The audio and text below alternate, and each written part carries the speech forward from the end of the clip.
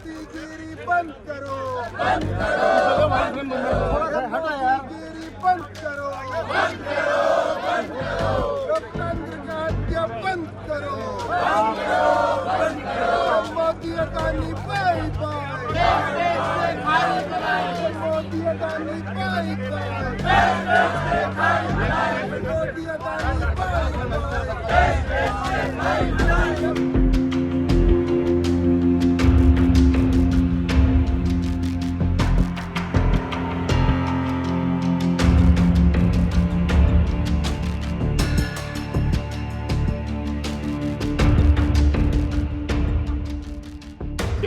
दोस्तों, जैसा तमाम लोगों को पता है, आज दोनों हाउसेस में, लोकसभा और राज्यसभा में, दोनों हाउसेस में अपोजिशन की तमाम पार्टी 17-18 पार्टी राज्यसभा और लोकसभा में आज जेपीसी के मुद्दे पे, राहुल गांधी जी के डिस्क्वालिफिकेशन वाले मुद्दे पे दोनों जगह आवाज उठाई। लोकतंत्र की जिस तरह से हत्या की गई उसके ऊपर आवाज उठाई और दोनों जगह बहुत अध्ययन हुआ है 2 बजे तक।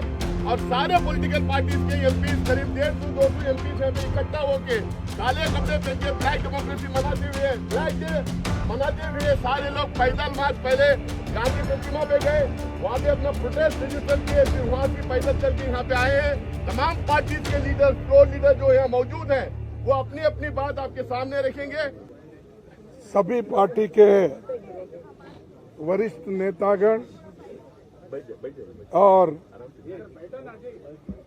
मीडिया के मेरे दोस्तों और पार्लियामेंट के सभी सदस्यों मित्रों, पहला तो मैं सभी पार्टी के नेताओं को, जो हमारे फ्लोर लीडर्स हैं लोकसभा में, राज्यसभा में और इम्पोर्टेंट लीडर्स भी जो है, उनका मैं शुक्रिया अदा करता हूं, धन्यवाद देता हूं कि उन्होंने कल जोरदार तरीके से हमारा समर्थन किया।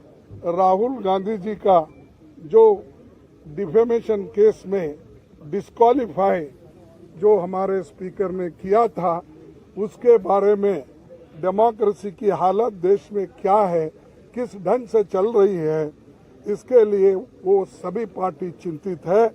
और उन्होंने राहुल गांधी जी के इसके लिए सभी लोग ने डिफेंड करके और उनके बारे में अपनी बात जो बताई, इसलिए मैं उनको पुनः यहाँ पर धन्यवाद देना चाहता हूँ, उनका शुक्रिया अदा करना चाहता हूँ।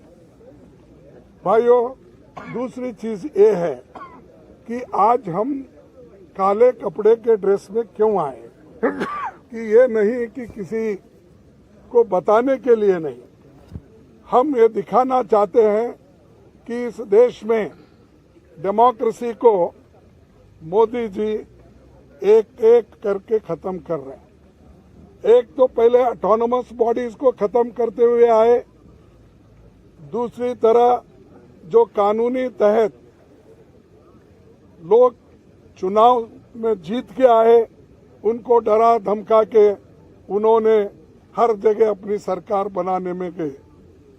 तीसरी बात, जो लोग झुकते नहीं उनको झुकाने के लिए ईडी का इस्तेमाल, सीबीआई का इस्तेमाल उन्होंने किया और कर रहे हैं भी। और हर एक चीज को ऑथेंटिसिटी पूछते हैं पार्लियामेंट में और राज्यसभा में। और जो ऑथेंटिक तरीके से हमने ये कहा कि देखिए, ये जेपीसी का मामला है, सभी लोग डिमांड कर रहे हैं, जो व्यक्ति अडानी जिसकी संपत्ति पहले 3,000 करोड़ थी, उसके बाद उसकी संपत्ति 50,000 करोड़ बन गई, फिर उसके बाद उसकी संपत्ति 2 लाख करोड़ बन गई, लेकिन 2.5 साल में उसकी संपत्ति 12 लाख करोड़ बन गई। ये कैसा बना? इसके लिए राहुल गांधी जी ने पार्लियामेंट में चंद प्रश्न पूछे। पहला प्रश्न तो ये पूछा कि मोदी जी, अडानी के प्लान में आप आए थे, ये आपके और उनके रिश्ते क्या है? दूसरा प्रश्न इनका था कि जो अडानी इतना छोटा इंडस्ट्रियलिस्ट है, उसको इतना बड़ा आपने किया, इसका कारण क्या है? और तीसरा, आप फॉरेन कंट्री जब जा रहे हैं, दूसरे मुल्कों पे जब जाते हैं, उनको प्लेन में लेके जाते हैं, कितने बार लेके गए?